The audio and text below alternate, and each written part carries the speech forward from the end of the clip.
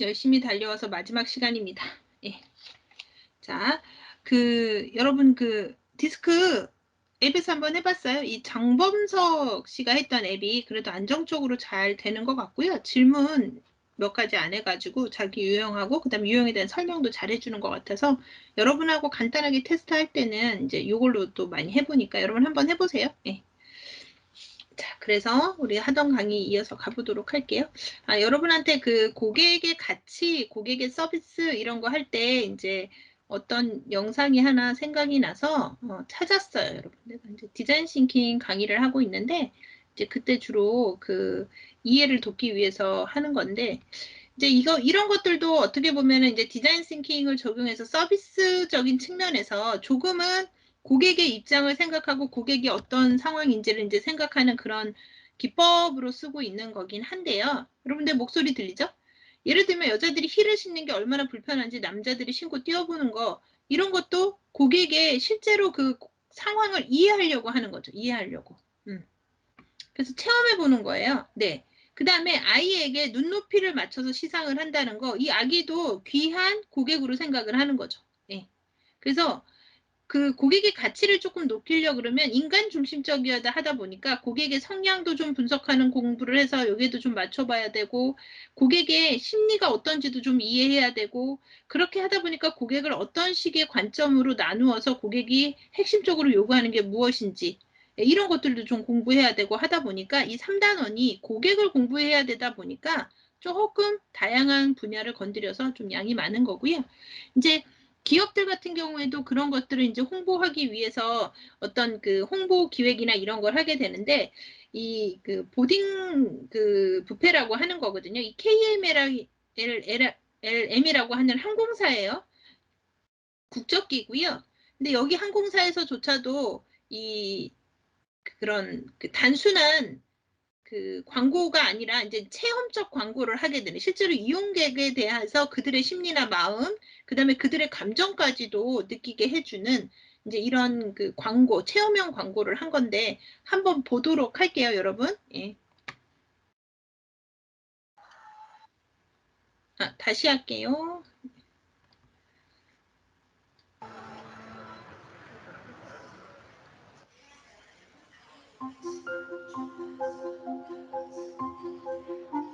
휴일이래요, 연말, 예. 뭐 크리스마스 이런 거겠죠.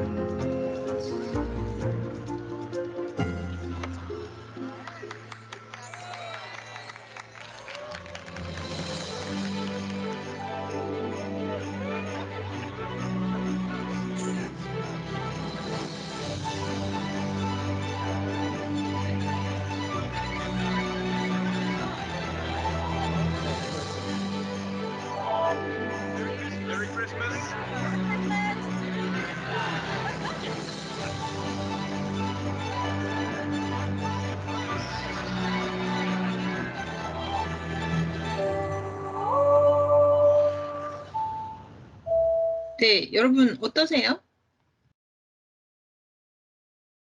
이 영상 보면서 어떤 생각이 들었어요?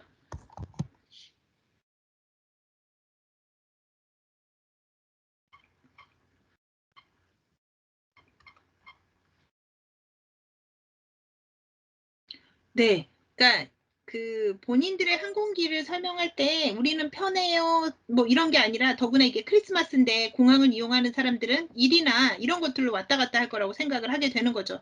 그래서 이 항공사는 이렇게 체험형 광고를 하게 되고 승무원들이 직접 나와서 이 KLM이 그런 부분들을 좀 잘하는 기업이긴 한데요.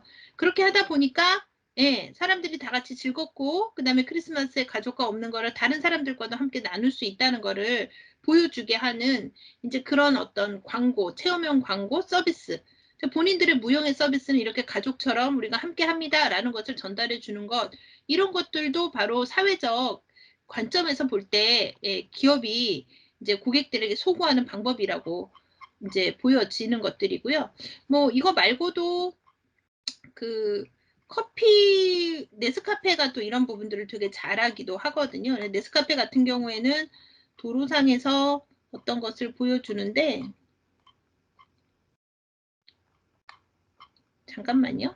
그것도 그냥 여러분한테 찾을 수 있으면 바로 찾아서 그거까지만 보고 바로 강의를 시작하도록 할게요. 그러니까 이렇게 고객들의 심리를 잘 이해를 해서 서비스적으로 적용시켜주고 광고나 이런 것을 통해서 사람들에게 소구하는 것들도 바로 이런 브랜드를 알리는 하나의 방법이죠.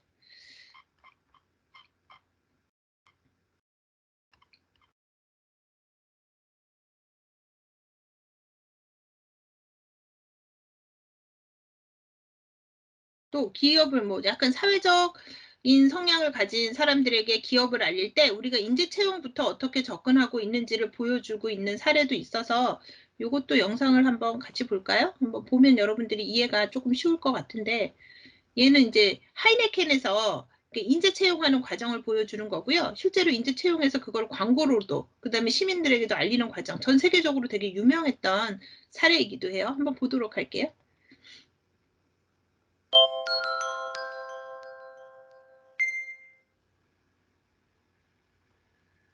What's your management style? Passionate. Passionate. Passion. And what's your biggest weakness? Being stubborn. Stubborn. Stubborn, I think.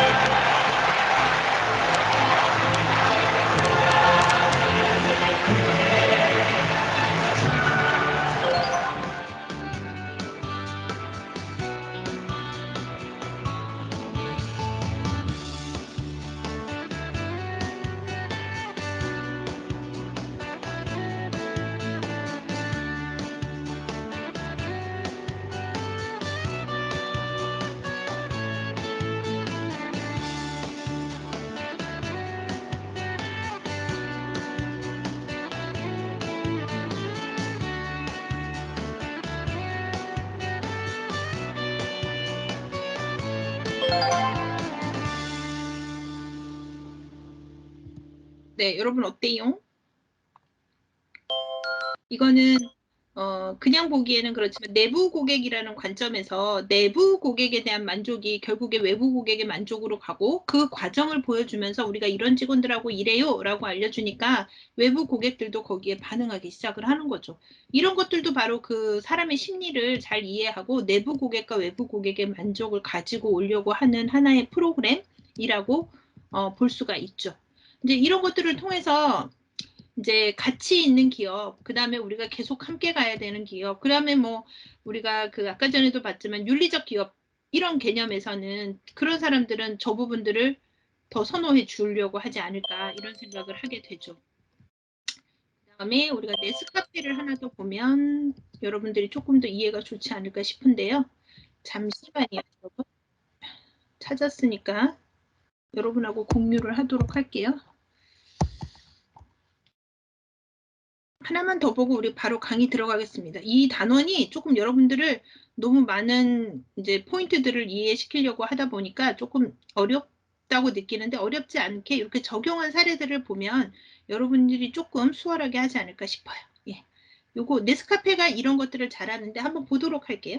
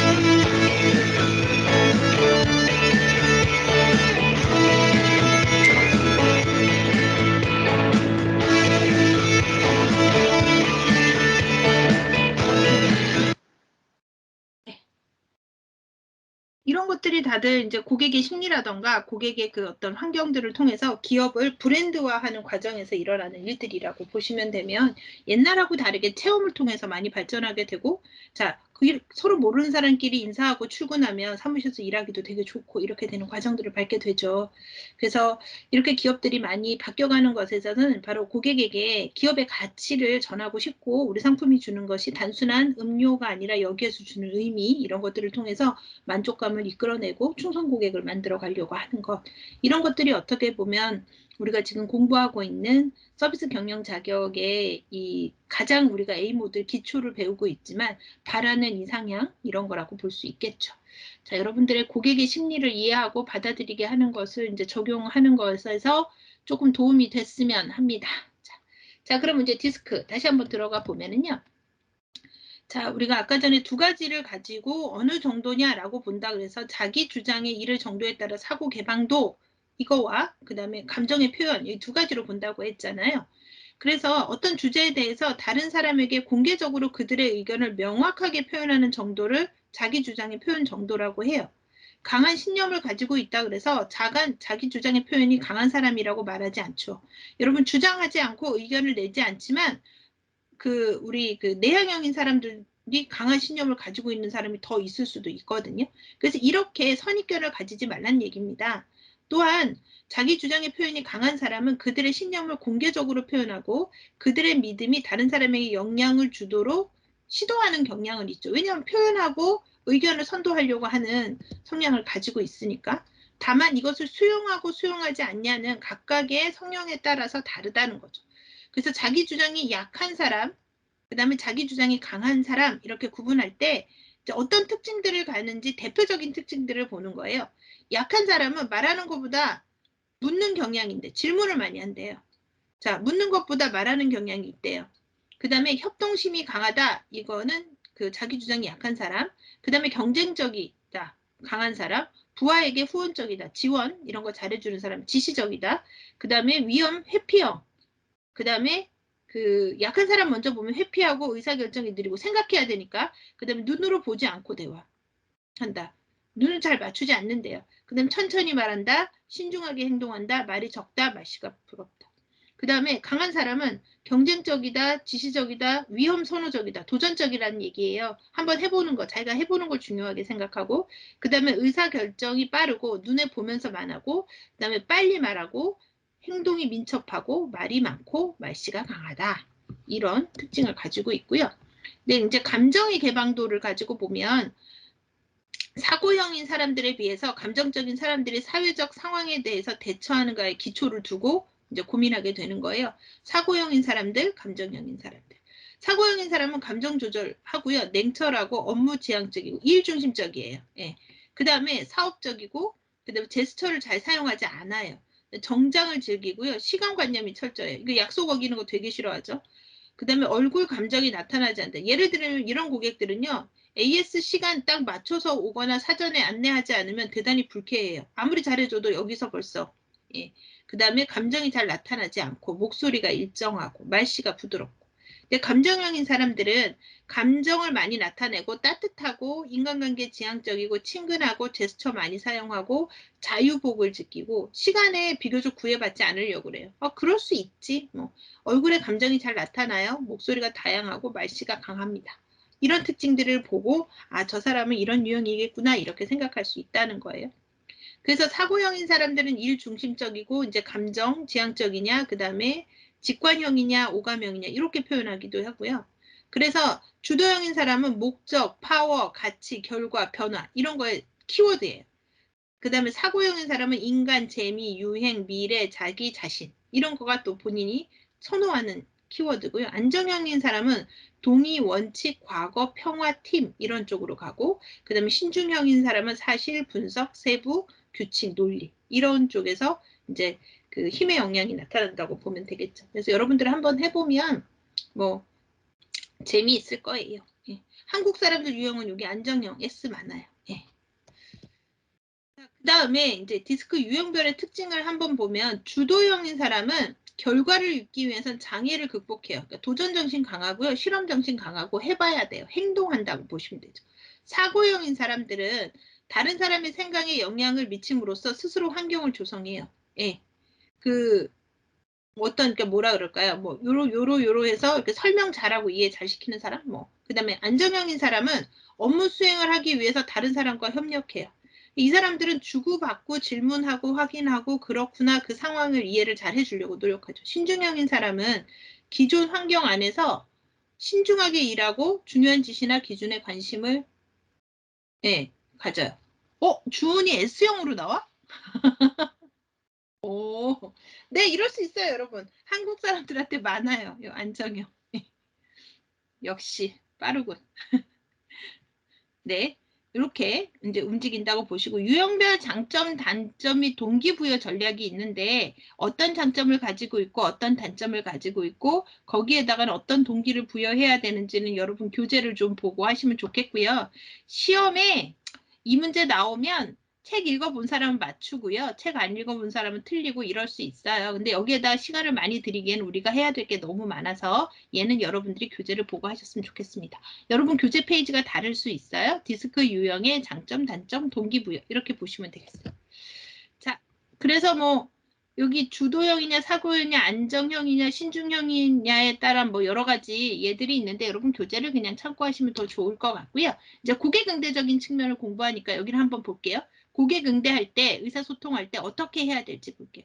이런 주도형적인 성격을 가진 사람들은 명료하고 구체적으로 핵심만 간단히 얘기해 줘야 돼요. 사족 달면 안 돼. 사족. 설명 구구절절히 뭐 누가 써봤는데 어쨌는데 자, 시간 효율적으로 사용해야 되고요.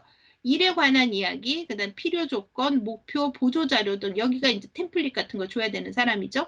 그다음에 의사결정을 위해 핵심적인 대안과 선택안을 제공해주고 고객이 원하는 목표와 결과를 언급해서 설득해줘야 돼요. 당신이 이거 원하죠? 그거는 이 제품이 좋아요. 이렇게.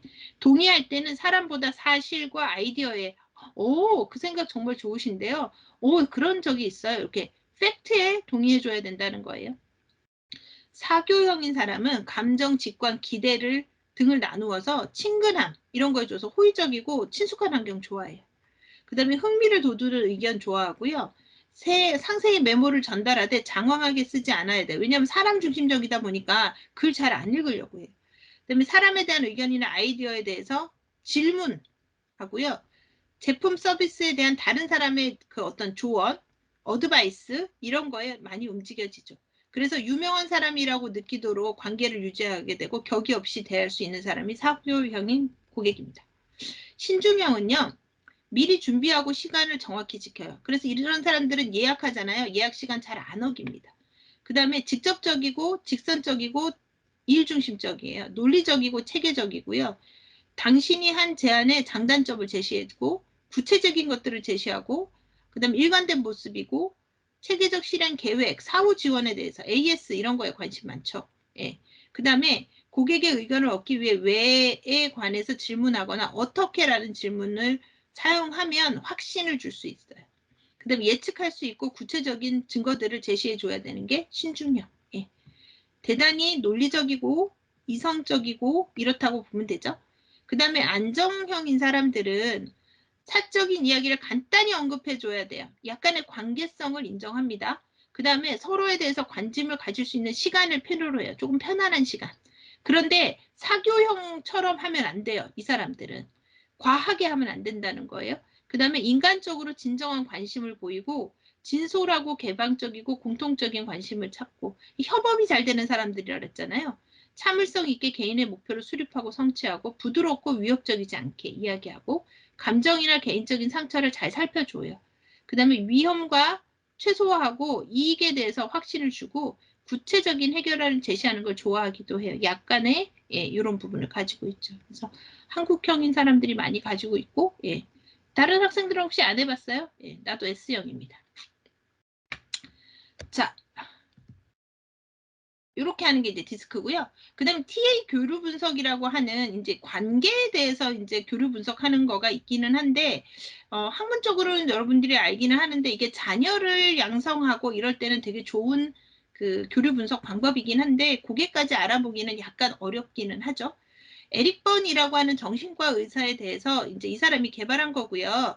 정신과 치료 목적으로 사실 개발된 도구이기도 합니다. 그래서 I am okay, you are okay, we are okay. 내가 좋아, 너도 좋아, 우리 모두 좋아. 이런 정신으로 상대방이 틀린 게 아니고 그 사람이 다르다는 차이를 인정하는 점에서 출발을 했어요. 네. 그래서 상대의 성향을 빨리 파악하고 상대에 맞는 유형에 따라 변신해서 갈등을 최소화해서 관리하자 이렇게 쓰이는 이제 성격 유형 분석 도구이고요. 깊이 들어가면 TA는 좀 어렵고요. 이제 간단한 개념만 볼게요. 교류 분석의 기본적인 사상은 자기 스스로를 이해하고 타인을 이해하고 자기 이해와 타인의 이해를 바탕으로 조직관계라는 인간관계를 깊이 이해하고 그것에 의해서 생각의 혁신, 감정의 혁신, 행동의 혁신 이 삼위일체의 행동을 도모하자. 그래서 우리가 되자, 우리 스스로를 이해하자, 우리 단체, 우리 조직을 이해하자 이런 개념으로 쓰여지고 있죠. 그래서 내용은 이렇습니다. 자, 구분을 해보면요. 이제 4개의 개념으로 보는데요. 자기 이해와 타인의 이해라고 해서 타인 긍정, 타인 부정, 자기 긍정, 자기 부정 이렇게 4가지로 나누고요. 여기에서 보면 일단 자기 긍정, I am okay, you are okay. 서로 긍정하는 경우에는 너도 나도 능력이 있고 그 다음에 조화롭고 공존해서 인간 존중을 실현할 수 있다라고 생각해서 협력적이고 평화적이고 참다운 자기 실현을 달성하게 하는 어떻게 보면 이상적인 부분이죠. 예, 여기. 자, 그 다음에 이제 서로 부정하는 게 이제 나오는 걸 한번 보겠습니다. 자, 남을 부정하고 자기는 긍정하는 거예요. 나는 오케이. 근데 다른 사람은 아니야. 나는 옳다고 생각하고 자기의 실수와 잘못을 타인에게 돌리는 경향. 자기애가 강하고 배타주의적이고 독재, 독선적 모습. 이런 고객 만나면 다 누구 잘못이에요? 직원의 잘못이 되겠죠. 자, 그 다음에 자기를 부정하고 타인을 인정하는 유형이 또 있어요. 이런 유형은 타인에 비해 나는 형편없다고 생각하는 거예요. 약간 의기소침한요. 그 다음에 자신을 경시해요. 그 다음에 대인공포, 열등감, 우울감 이런 걸로 인해서 어떤 서로 간의 교류나 이런 것을 회피하고 자살, 충동적인 것을 가지기도 하는 유형이 이쪽입니다. 그 다음에 자기도 부정하고 타인도 부정하는 이런 경우에는 나도 세상 사람들 모두 틀렸다고 생각해서 모두 불신해요. 염세주의자. 그 다음에 쉽게 포기하고 절망하고요. 타인을 거절하며 자기를 가두기도 해요. 예, 조금 어렵죠. 근데 우리 이제 사회에서 많이 보는 유형들은 뭐 주로 요 테두리 안에서 많이 일어나겠죠. 요 테두리 안에서. 예. 자, 그렇게 보시면 이렇게만 간단하게 교류 분석이 저런 거구나 그렇게 이해하시면 될 것 같아요. 자, 이렇게 해서 이제 성격 구조 분석을 해보면 자기 그 자아 상태를 알아보는 건데 인간은 자기 내부에 3가지 자신을 가지고 있다라고 해요. 그래서 이 자아를 에고 뭐 이렇게 얘기를 하는데 이거는 이제 심리 쪽에서 많이 나오는 얘기고요. 이런 자아 상태, 에고 상태에서 사고하거나 감정 그들과 관련해서 일련의 행동 양식이 보여지는데 이렇게 나타난다는 거예요. 3가지는 P, A, C 이렇게 나와가지고 P는 parents 에고 그러니까 부모의 자아를 가지고 있고 또 그다음에 그 성인의 자아를 가지고 있고 그다음에 차일드 어린이의 자아를 가지고 있는 이렇게 유형 3가지로 분류가 된다고 하고 이 중에서도 부모자에서는 이제 비판적 부모와 양육적 부모 이렇게 2가지로 나타나고 그다음에 가장 이제 희망하는 거는 이성적 자아, 요 성인의 자아 여기를 가지고 있는 걸 얘기를 하는 거고 아이자에서도 자유로운 아동과 순응하는 아동으로 이렇게 분리되는 이런 자아를 가지고 성인이 돼서도 이런 형태가 나타나는 경향이 있다라고 보는 거죠. 그래서 이제 부모자에서는 이제 비판적 부모자는 뭐냐면 이상, 양심, 비판, 가치 판단의 윤리 관해서 부친적인 엄격함을 가지고 있는 거예요. 그러니까 도덕적으로 키우려고 하고 그거 하면 안 돼, 저거 하면 안 돼. 이러다 보니까 창조성이 억제되고 엄한 면이 많지만 사회 질서 유지 능력이나 이상 추구적인 면에서는 대단히 긍정적이죠. 사회생활 잘하는 거예요. 잘 참아내고 잘 지켜내고 예. 강한 사람의 태도나 자세는 교만하고 잘난 체하면 상대를 바보 취급하는 경우도 좀 있고 보수적이기 때문에 결정되는 것은 확실히 지키며 일도 매우 진실되게 한다. 그 다음에 이제 요 양육적 부모 형태는 공감, 동정, 보호, 수용 이런 아동기 성장 촉진에서 모친적 부분이 강하게 작용을 한 거죠. 그래서 타인에 대한 수용이라든가 상대 이야기에 귀를 기울여 준다거나 부모와 같이 잘 돌봐주는 거, 친절한 말로 상대를 좀 기분 좋게 해주고 배려해주고 이런 거. 지나치게 친절하면 강매하는 것이 되어 상대의 독립성이나 자립을 억제하죠. 왜 우리 엄마들이 본인의 의지로 아이를 하려고 할 때 이렇게 단점이 나타나는 거잖아요. 그렇지 않으면 이런 게 좋게 발전할 수 있는 거. 이런 거를 양육적 부모 형태라고 합니다. 그 다음에 가장 현실적 자아, 이성적 자아는 사실에 입각해서 사물을 판단하고 그 다음에 객관화하려 하고 여러 가지 정보를 수집하고 그 다음에 A가 주도권을 장악하고 있을 때 P, 그러니까 이게 A잖아요. P, 부모는 편견, C는 감정이 통제되어서 그러니까 아이처럼 생각하는 거는 감정 통제가 되고 부모처럼 이렇게 너무 도덕에 치우치거나 너무 배려하거나 이런 것에 대해서는 편견을 통제해 준다는 거예요. 그래서 통합적이고 적응력이 풍부하고 창조력이 높다. 그러니까 결과적으로 이 이성적 자아를 이 성인 자아를 원하는 것은 감정 조절 잘하면서 이성 판단한다 이런 개념으로 이제 발전하게 된다는 거고 이 어린이 자아는요. 자유로운 어린이 자는 어떤 것에도 구속되지 않고 자발적이 분명 창조적 원천 우와, 멋지다, 훌륭하다 등 감탄사 많이 사용하고요. 잘 웃거나 울어서 큰 소동을 내는 사람. 너무 강하면 자기중심적. 주위에 대해서 협조력이 좀 떨어지는 아이. 자기가 하고 싶은 거 못하면 못 견디는 거죠. 그 다음에 순응하는 아동은 지나치게 높으면 주체성이 결여돼요. 타인의 비위를 맞추면서 살아가려고 하죠. 항상 본의 아니게 욕구 불만에 대해서 열등감 이런 게 생길 수 있고요. 뭐뭐 해도 좋을까? 어차피 나 같은 이런 말들을 자주 사용해서 주위에 동정을 좀 얻으려고 하는 거. 그 다음에 확실한 것을 말하지 못하는 형태.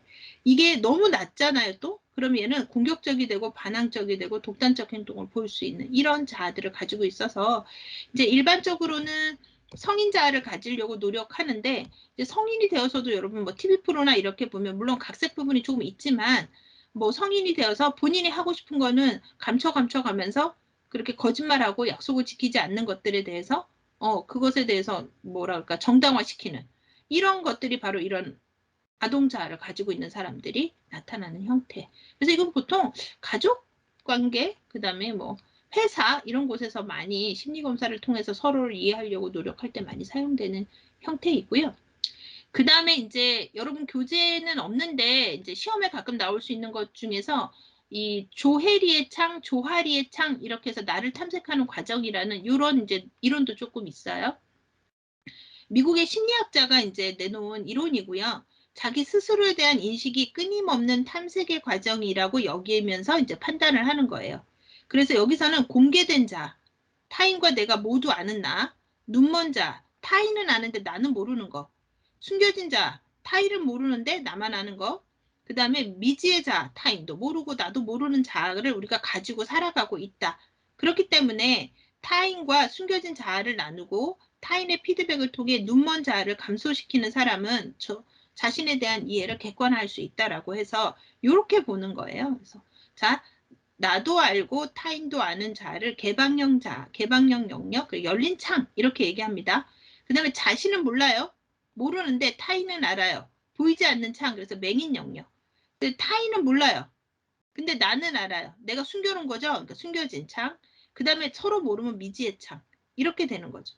그래서 가능하면 이렇게 서로 알 수 있게 이렇게 노력해서 이런 모습을 만들어 가려고 노력해보자. 이렇게 하는 게 조하리의 창입니다. 여기까지 해서 이제 성격 분석이라던가 사람을 이해하는 도구 이런 것들에 대해서 어떤 관점으로 보는지 좀 이해를 했고요. 자, 이런 것들을 통해서 이제 그 고객 심리 변화 모델이라고 하는 게 있었는데 이게 구매 과정에 대한 게 이제 변화가 된 것을 이야기하는 건데 시험에 단계가 나오기도 하고요. 각 단계에 대해서 물어보는 게 나오기도 하는데 기본적으로 단계는 이해하고 계셔야 돼요.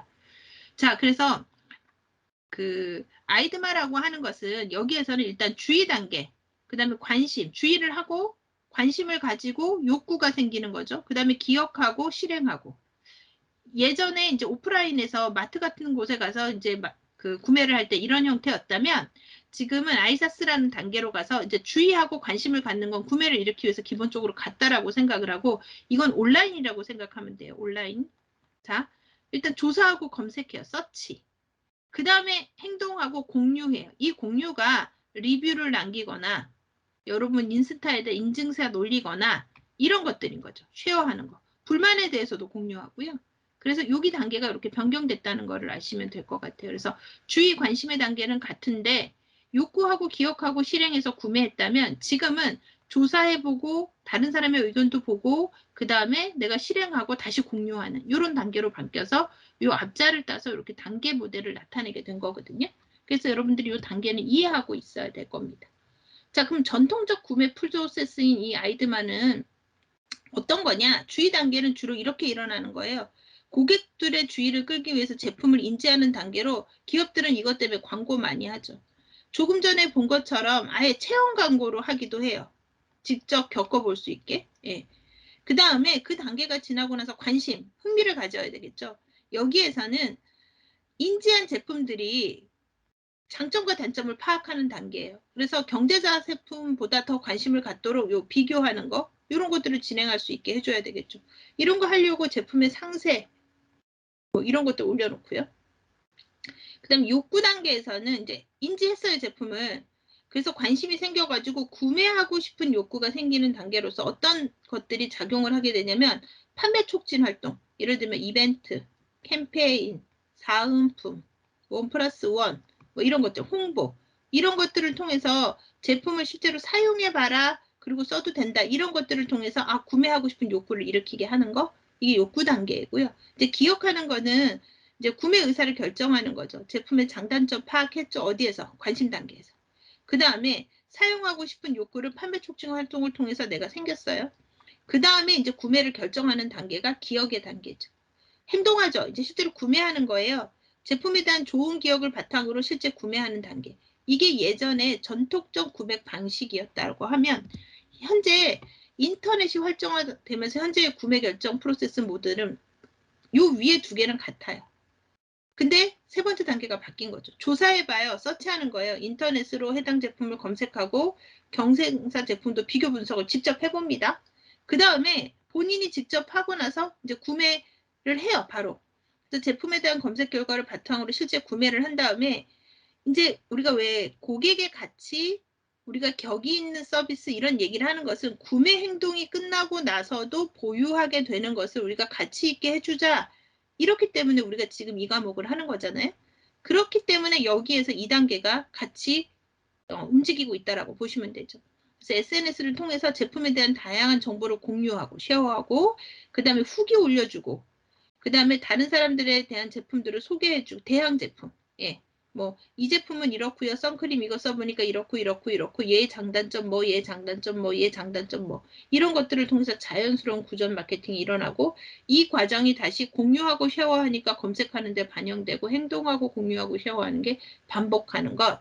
이것이 지금 현재 인터넷 활성화로 고객의 구매를 결정하는 프로세스가 바뀐 과정이라고 보시면 돼서 여러분들이 이 두 개는 비교해서 꼭 기억해 두셔야 합니다.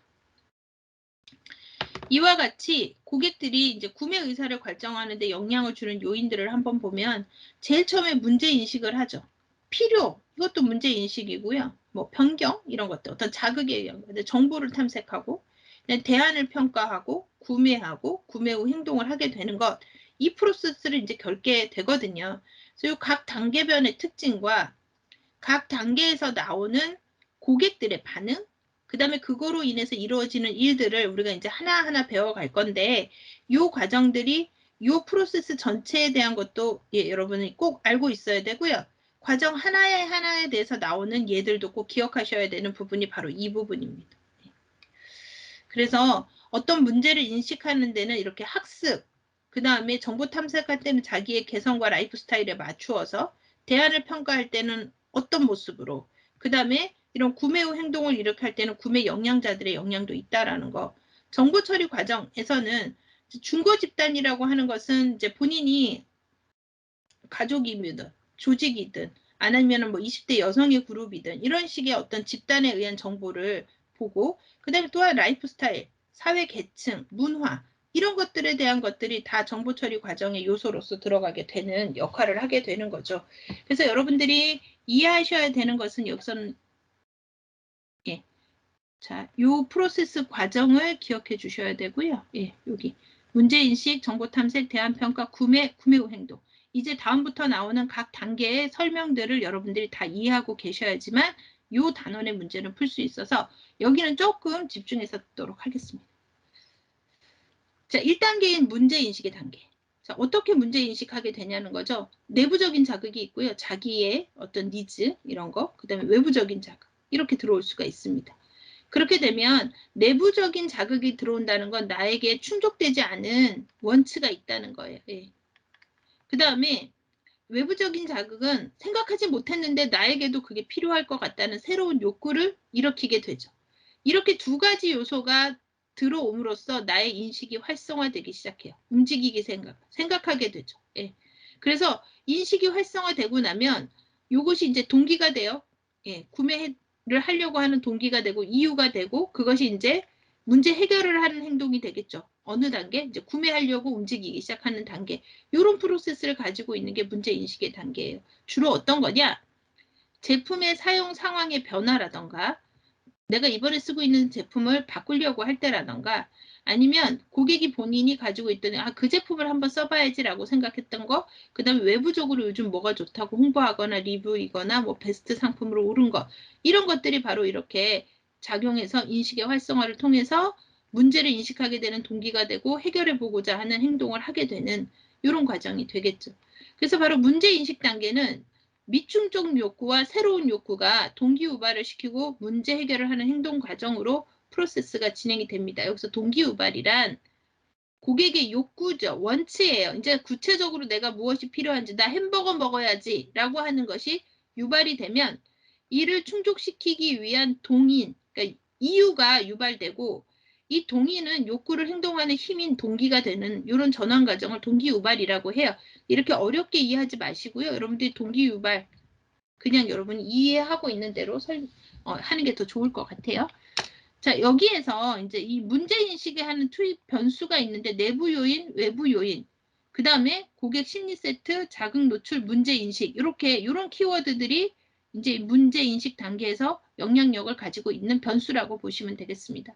의미를 이해하시면 되고요.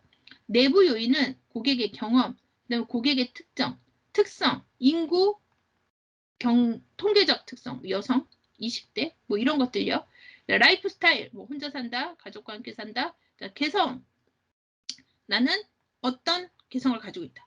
이런 것들이 고객의 동기와 함께 내부에서 일어나는 자극에 의해서 뭐 배고픔, 목마름, 생리적 요인도 해당이 돼요. 그래서 선호하는 브랜드나 신상이 생기는 것, 이런 걸 내부 요인이라고 해요. 그래서 외부 요인은요, 뭐 세일 이런 거예요. 뭐 주로 판매 촉진 활동에 의해서 일어나게 되겠죠. 보거나 듣거나 냄새를 맡음으로써 일어나는 자극과 같이 소비자가 외부에서 발생하는 요인을 말하는데 이중 소비자를 둘러싸고 있는 환경 영향이나 신상품 출시 광고, 판매 사원의 촉진 활동, 기업의 마케팅 활동이 외부 요인이 돼서 자극하게 돼요. 그 다음에 고객 심리 세트라고 하는 것은 뭐 상품의 물리적 혜택이나 속성과 상표에 대한 신념, 자기, 브랜드 인지도 이런 거예요. 그 다음 평가, 행동 경향으로 나타나는 상태에 대표되는 범주에 속하는 것을 고객 심리 세트라고 하는데 이해하시면 돼요. 자극의 노출은 이거예요. TV, 신문, 광고 접하는 우연적 노출 형태와 고객이 의도적으로 자신이 마케팅 자극에 노출시켜 현재 사용하고 있는 태도나 지각을 보상하는 선택적 의도적 노출. 무슨 얘기냐면 여러분 이거 자기가 리뷰 쓰고 그 다음에 인스타 올리고 이런 것들을 자극 노출이라고 해요. 자, 문제인식. 이것은 그냥 환경 여건이 변하면 당연히 바꾸겠죠. 그 다음에 재정적 여건이 바뀌면 내가 조금 돈 잘 벌면 약간 상위 제품 가려고 하겠죠. 기업의 마케팅 활동으로 인해서 개발 촉진 활동이 되면 그것이 필요하다고 인식할 수도 있고 내 걸 바꿀 수도 있고 이런 것들로 인해서 어떤 구매 욕구나 이런 것들이 문제를 인식하게 단계가 바로 이런 문제인식 단계에서 변수들이 된다라고 하는 거죠. 결국에 여기 있는 요거 세 개는 단어의 의미를 얘기를 하는 거고요. 요것들이 결국에 외부 요인과 내부 요인으로 작용하게 되는 거죠. 그래서 여러분들은 다른 건 몰라도 내부 요인과 외부 요인은 이해하셔야 합니다. 여기 앞쪽에 지각이라고 했잖아요. 지각. 예. 지각을 보상하는 선택적이고 의도적 노출을 말한다 해서 이 지각은 좀 나누어서 보면 어떤 거냐라고 보려고 이제 이 지각이 나와 있는데 이제 지각의 주관성. 이 지각은요, 주관적이에요. 그 다음에 그 개인이 취사 선택하는 선택적을 가지고 있고요. 일시적으로 움직이고요. 그 다음에 지각이 종합적으로 이루게 하는 이런 특징들을 가지고 있어요. 그래서 주관성이라고 하는 것은 그 개인의 사고 체계는 다양하기 때문에 두 명의 소비자가 같은 상품에 대해서 반드시 동일하게 지각하는 거 아니라는 거죠. 각각 다르게 판단할 수 있다는 거예요. 그래서 원하는 것, 뭐 듣기 좋은 것, 자기네 신념, 태도, 편견 이런 것들로 인해서 서로 다르게 나타날 수 있다는 거. 그다음에 선택적이라고 하는 것은 요 밑에 있는 요 세 가지에 의해서 서로 다르게 자극을 받는다는 거죠. 그래서 지각의 과부하, 그다음에 선별적 감지, 지각적 반응. 이 과부하는요 외부 자극 많은 거예요. 그러니까 자극이 많아서 그 자기에게 필요한 일부분만을 구분해내야 되는 거죠. 주관적이고 감각적 용량의 한계가 발생한다. 너무 많이 주면 안 돼요. 그래서 CF가 보면 약간의 여운을 남기려고 하는 게 이런 과부하를 주지 않으려고 사용해봐야지만 알 수 있게 이렇게 하는 거. 근데 선별적 감지는 자기가 필요한 거에 대해서만 빠르게 지각하는 거예요. 여러분 지금 강의를 내가 1시간을 이렇게 똑같이 해도 나는 이 말을 했어요. 그런데 여러분은 그 말 한 걸 다 이해 못해요. 예. 그래서 순간 저거 이렇게 하는 거 나에게 빨리 인지되는 것들을 빨리 받아들이는 거 이런 거를 선별적이라고 하는 거잖아요. 그렇게 이해하시면 돼요. 그 다음에 지각적 방어는요. 여러분 이렇게 방어하는 거예요. 자기도 모르게 자기 편의에 따라서 아 저거는 그냥 됐고 아 저거는 나하고 상관없어. 이런 식으로 그게 실제로 상관없는지 있는지 다 들어봐야 되는데도 불구하고 이렇게 방어해 버리는 거죠. 이런 것들이 나중에 이제 샀을 때 후회를 남기게 하죠. 왜? 거기에 저희가 분명히 안내했는데요. 이렇게 하는 것들이 바로 이런 데서 내가 무엇을 인식하려고 할 때 내가 방어해서 딱 안 들어버리는 거 이런 것들이고요. 그 다음에 이제 광고나 이런 것들을 짧게 하고 장시간 하지 않고 그 다음에 그 순간에 임팩트를 딱 주려고 하는 것 이런 것들이 일시성을 노리는 것들이죠. 그 다음에 이제 종합적이라는 것은 뭐 당연히 소비자는 즉각적 자극을 받아들이지만 자극을 통일된 하나의 형태로 통합해서 지각하려고 해요. 그래서 소비자의 광고라던가 점포의 로고라던가 제품 디자인이라던가 또한 그 안에서 제공하는 서비스라던가 이런 것들을 그 제품 하나로 통합해서 보려고 그렇게 해서 인식하려고 하는 경향을 가지고 있다는 거예요. 우리 지각에는. 그래서 여러분들이 이제 문제가 나오면 가끔 혼동하는 것은 자 보세요. 자, 주관성이라 그랬고 선택성이라 그랬고 일시성이라고 했어요. 무언가 이렇게 전체를 놓고 보면 부분을 말하는 것 같은 느낌인데 지각의 종합성을 가졌다라고 얘기하니까 여러분들이 이게 아니라고 생각하는 경향이 많은데 이 지각의 종합성이라고 하는 것은 이렇게 개인적인 주관, 그 다음에 본인이 선택한 정보, 그 다음에 일시적으로 받아들인 이것들이 한꺼번에 종합해서 플러스 알파의 어떤 요구사항까지 해서 판단하게 된다는, 인식하게 된다는 개념에서 종합성이라고 이해하시면 여러분들이 종합성이 틀린 답이라고 말하지는 않겠죠. 여러분 기억해 주세요. 종합성이 틀린 답이 아니라는 것을. 자, 그 다음에 이제 이런 구매 의사 결정에 이제 이 매슬로우의 욕구 단계 5단계가 적용이 되는데 통합 문제에서 많이 적용돼서 나오는 문제이고요. 이제 구매와 관계에서 이 5단계를 적용했을 때 어느 고객은 어디 단계에 들어가느냐 이런 문제가 많이 나오는데 가장 1단계는 생리적 욕구이고요. 2단계는 안전의 욕구, 3단계는 사회적 욕구, 4단계는 존경의, 그 다음에 자아 실현의 욕구, 이거 가치 실현, 여기가 이제 오는 거죠. 우리가 그래서 서비스 경영 자격은 여기까지도 이루어 보고자 하는 목표를 가지고 있죠. 자, 그런데 이 매슬로우의 욕구 단계 5단계가 가지는 가장 큰 특징이 있어요, 여러분. 자, 기억합시다. 1단계가 완료되지 않으면 2단계의 충족은 일어나지 않고요. 그러니까 2단계가 만족하고 4단계가 만족하고 이런 경우는 없다는 거예요. 반드시 1단계가 만족해야지만 2단계가 만족할 수 있는 이런 구조를 가졌죠. 자, 우리가 의식주나 수면의 상태가 완벽해야 그 다음에 내가 신체적으로나 감정적으로 안전하고자 하는 욕구가 생긴다는 거예요. 자, 의식주가 해결되지 않았는데 안전을 요구하지는 않는다는 거죠. 지금 의식주가 급한데 그래서 지금 물이 없어서 물을 먹어야 되는데 우리나라는 생수가 없고 물 먹으면 안 되는 거 알아. 근데 여기 있는 더러운 물 먹으면 균이 들어가서 아픈 거 알아. 그런데 이 안전하는 것 때문에 이 물을 안 마시면 우리는 생존의 위기가 생기니까 우리는 그 물이 더러워도 일단 물이면 먹어야 돼. 즉 물을 먹어야지만 살 수 있고 살아야 안전을 얘기할 수 있다는 이런 개념으로 이 욕구 단계 5단계가 움직인다는 걸 이해하시면 이제 조금 사례를 적용할 때 쉬워진다라고 보죠. 예를 들면 우리가 들어가서 어떤 것을 해결하는데 백화점에서 이 생리적 욕구가 해결되지 않은 상태에서 안전을 아무리 얘기하고 그 다음에 여기에서 뭐 명예 있게 대우해 준다라고 해도 여기가 해결되지 않으면 여기를 만족될 수 없다라는 이런 개념이에요. 그래서 요 얘기가 바로 그런 것들을 얘기를 하는 거죠. 요 배열의 순서에 따라 만족해야지만 그러니까 1단계, 2단계, 3단계, 4단계를 만족해야 5단계가 이루어질 수 있다. 이런 것을 가지고 있는 게 이 욕구 단계 5단계이고요.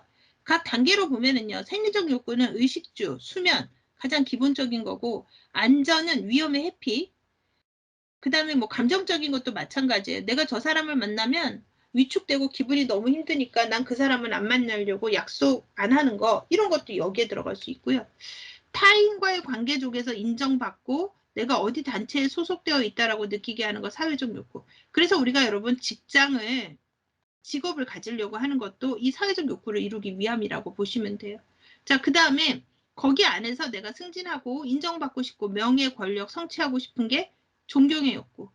이게 다 이루어지면 내가 하고자 하고 나라는 사람의 자아가 이루어졌다라고 하는 이 자아 실현의 단계, 5단계. 이것을 서비스에서도 접목시켜서 고객이 이것을 느끼게 해보려고 이 부분에 대해서 우리가 알아보는 거죠. 자, 그러면 한번 볼게요. 생리적 단계는 의식주, 생존, 본능적인 욕구이고요.